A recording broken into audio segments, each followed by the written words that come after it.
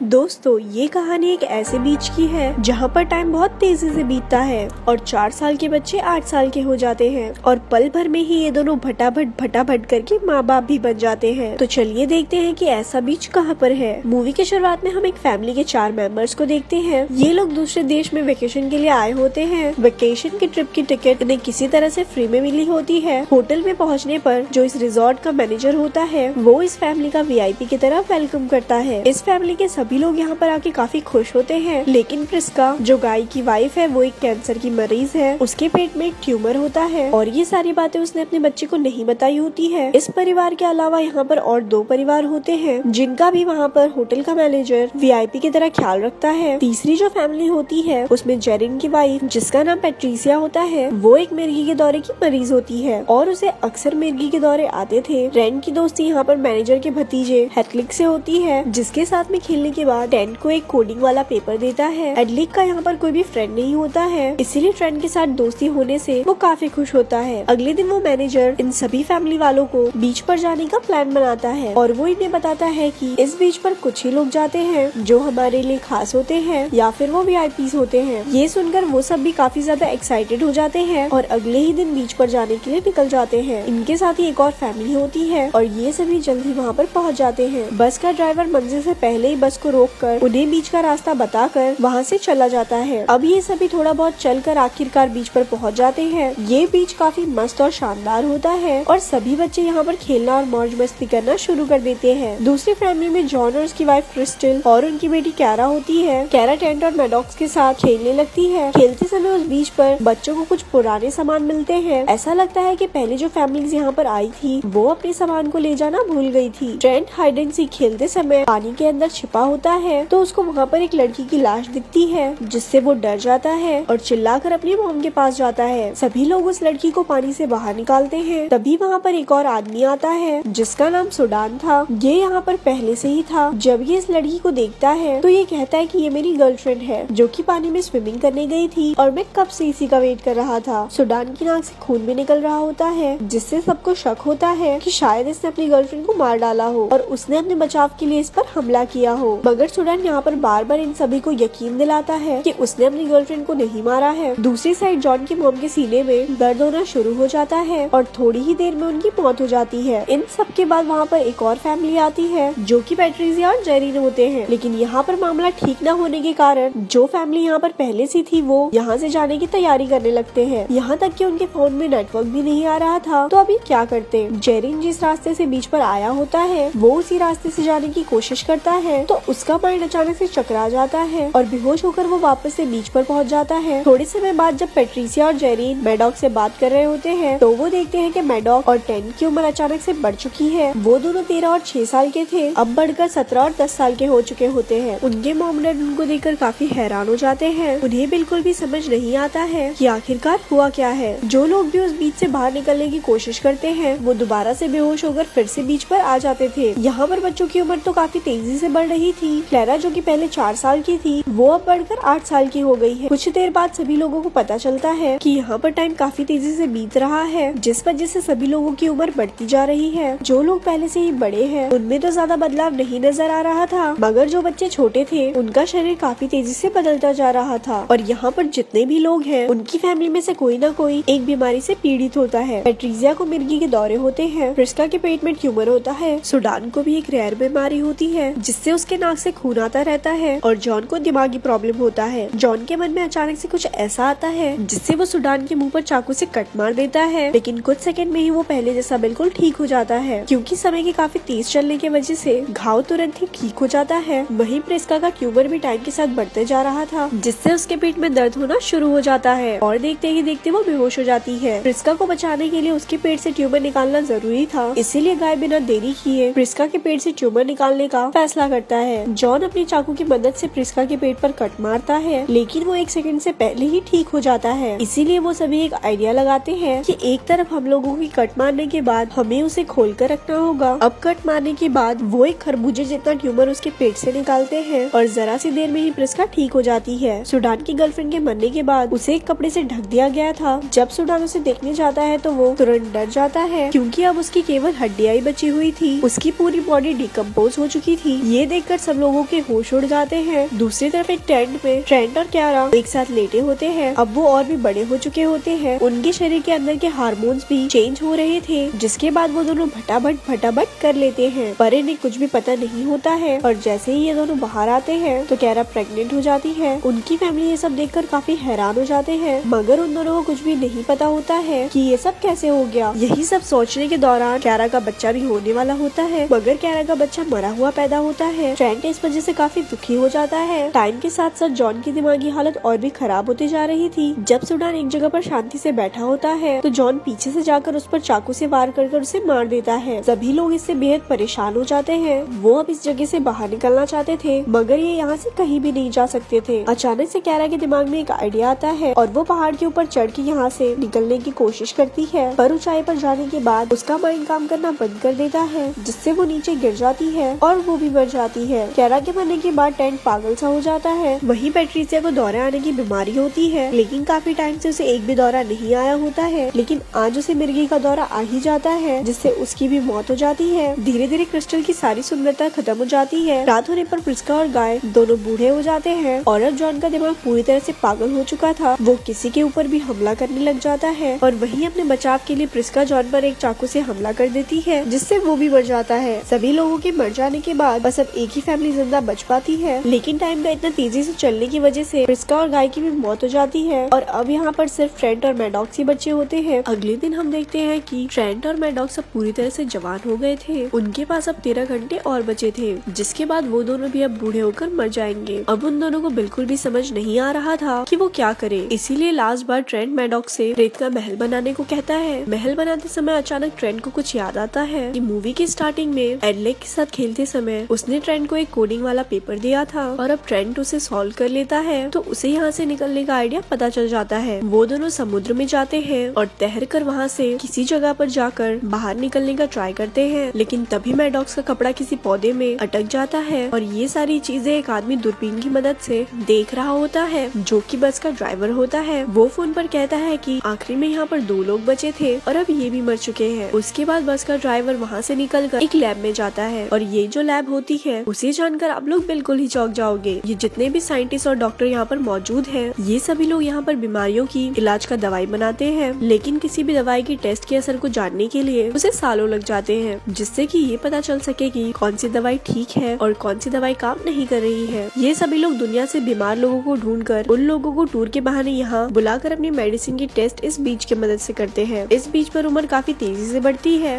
वो सभी लोग यहाँ पर अपनी मेडिसिन का उन पर ट्राई करते हैं। रिजॉर्ट का मैनेजर अगले दिन फिर से एक नए टूरिस्ट का वेलकम करने जाता है। तभी वहाँ पर मैडॉक्स और ट्रेंट आ जाते हैं, जिनको वो लोग मरा हुआ समझ रहे थे, वो असल में मरे नहीं होते हैं। वो दोनों लोग उस समुद्र से बचकर बाहर निकल जाते हैं और सभी लोगों के सामने आकर मैनेजर की पोल खोल देते हैं। ट्रेंट और मैडॉक्स वहाँ पर सभी लोगों को बता देते हैं कि यहाँ पर क्या होता है। सिर्फ एक ही दिन में 6 साल का बच्चा एक जवान आदमी में कैसे बन गया। अब आखिरकार ये दोनों भाई बहन बच जाते हैं और यहीं पर इस मूवी का एंड हो जाता है। ऐसी ही और स्टोरी सुनने के लिए हमारे पेज को लाइक करें। धन्यवाद।